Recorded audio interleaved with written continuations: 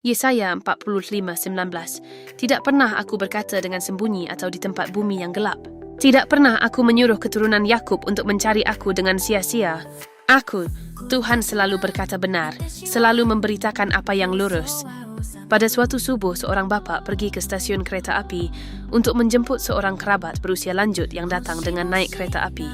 Setiba di stasiun, kerabatnya itu tidak berada di tempat yang ia pikir kerabatnya ada di sana.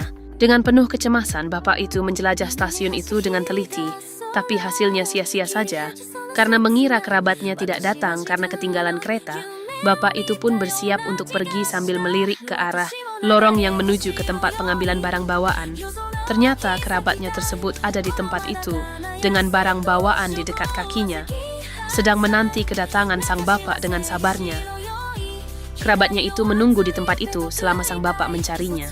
Bapak itu bertambah malu karena mengetahui bahwa kerabatnya itu berada di tempat sesuai yang dijanjikan padanya, sementara ia mencari di tempat lain.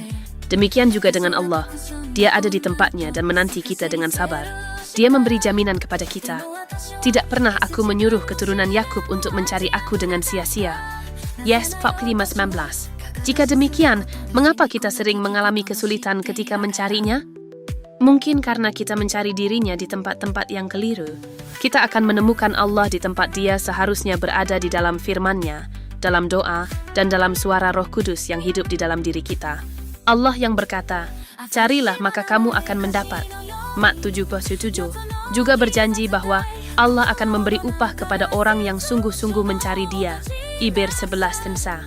Jadi kita dapat bersukacita karena Allah ada di tempat Dia seharusnya berada, dan Dia sedang menanti kita sekarang juga dalam doa harian kita. Tuhan Yesus memberkati. Bapa di surga, aku bersyukur padamu karena putramu Yesus mengajarkan aku untuk memanggilmu dengan sebutan Bapa. Itu artinya, Engkau adalah Allah yang dekat dengan diriku. Ampunilah aku, karena kesibukanku, aku sering melupakan Engkau dalam jam-jam doaku, dalam pembacaan firman-Mu, dan dalam perayaan ibadahku.